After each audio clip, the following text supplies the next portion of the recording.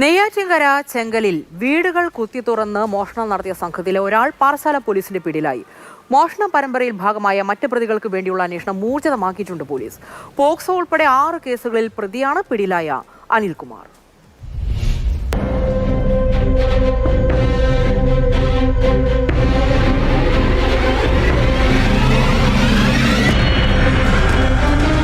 പാറശാല ചെങ്കൽ പഞ്ചായത്തിലെ 2 വീടുകളിൽ നിന്ന് 30 ലക്ഷം രൂപ വില വരുന്ന സ്വർണവും പണവും ഫോണുകളും കവർന്ന കേസിലെ പ്രതികളിൽ ഒരാളാണ് പോലീസിന്റെ പിടിയിലായത്.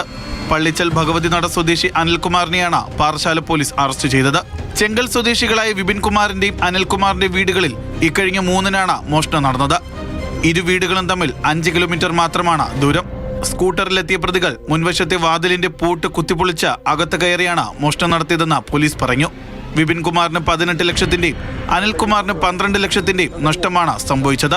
പിടിയിലായ പ്രതി അനിൽകുമാറിനെതിരെ പോക്സോ ഉൾപ്പെടെ 6 കേസുകളുണ്ട്. ഇയാൾക്കൊപ്പമുള്ള മുഖ്യപ്രതികൾ ഒളിവിലാണ്. ഇവർക്ക് വേണ്ടിയുള്ള തിരച്ചിൽ ഊർജിതമാക്കിയതായി പാറശാല പോലീസ് അറിയിച്ചു.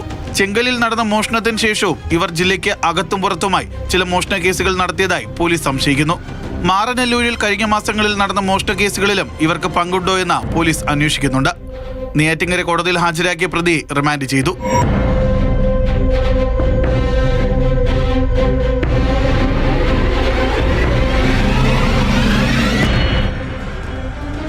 മാതൃഭൂമി ന്യൂസ്, തിരുവനന്തപുരം.